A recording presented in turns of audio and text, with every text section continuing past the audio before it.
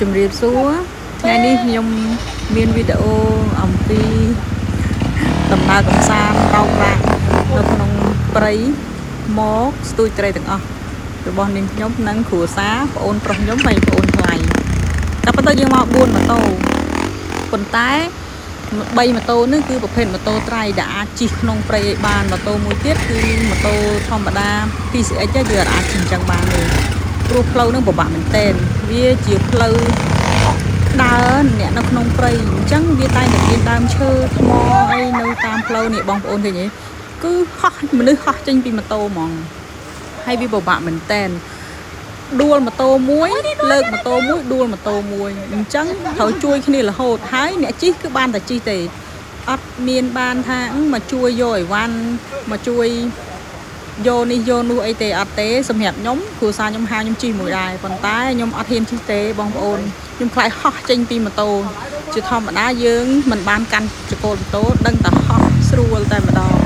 តែអញ្ចឹងសុំគាត់ដើរខ្ញុំសុំដើរដល់ពេលដើរនៅឃើញថាកុំឲ្យខាតថតវីដេអូទុកចោះថតហើយក៏ពេលដែលមកអង្គុយកាត់វីដេអូគឺខ្ញុំអង្គុយសើចហ្មងបងប្អូនគឺមានរូបភាពច្រើនមែនតើវីដេអូច្រើនដែលធ្វើឲ្យខ្ញុំអង្គុយសើចខ្ញុំកាត់ចោលអស់ច្រើនហ្នឹងនេះកន្លែងហ្នឹងគឺផ្លូវដើរធម្មតាក្តាប់ផ្លូវដើរគឺដើរបានប៉ុន្តែម៉ូតូតែប៉ះកូនឈើអញ្ចឹងគឺជិះអត់បានទេគឺល្អតែម្ដងហើយសម្រាប់បងប្អូនខ្ញុំគាត់ទូចម៉ូតូធំដល់អញ្ចឹងពេលដែលឡើងម៉ូតូគឺផុតដៃផុតជើងងាយស្រួលនឹងដួលមែនតើមកសកម្មភាពវីដេអូទាំងអស់ហ្នឹងគឺគាត់ច្រើនជាងគេតែម្ដងភាគច្រើនគឺគាត់ដួលជើងគាត់អត់ដល់ពេលអញ្ចឹងទៅមួយជួយគាត់រហូតមកដល់នេះនេះបងប្អូនគឺឆ្លងអូវាមិនមែនអូវាគ្រាន់តែជាទឹកដែលហូរពីភ្នំចូលមកសមុទ្រ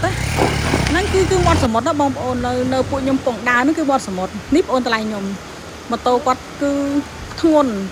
ដល់ពេលល្មមងាយនឹងដួលណាបងប្អូនហើយណាមួយពួកខ្ញុំសិតតែស្ទាត់ជំនាញហ៎ស្ទាត់មែនតែនហ្មងព្រោះទិញម៉ូតូតែបានប្រហែលមួយខែនេះដល់អញ្ចឹងនាំគ្នាមកកាត់ព្រៃហ្នឹងគឺមកសាកល្បងម៉ូតូគឺចឹងឯងបងប្អូនមើលឃើញច្បាស់ហើយកន្លែងខ្លះដួលហ្នឹងគឺបន្លែងម៉ូតូចោលហ្មងនេះគ្រូសាខ្ញុំគាត់ទៅតែរៀនជិះអាម៉ូតូហ្នឹងទេបងម៉ូតូធម្មតាគាត់ចេះជិះតែម៉ូតូនេះគឺថ្មីសម្រាប់គាត់តែម្ដងហើយបើឲ្យខ្ញុំទៅជិះជាមួយគាត់គឺអត់ទេពីព្រោះហ្នឹងមានតែ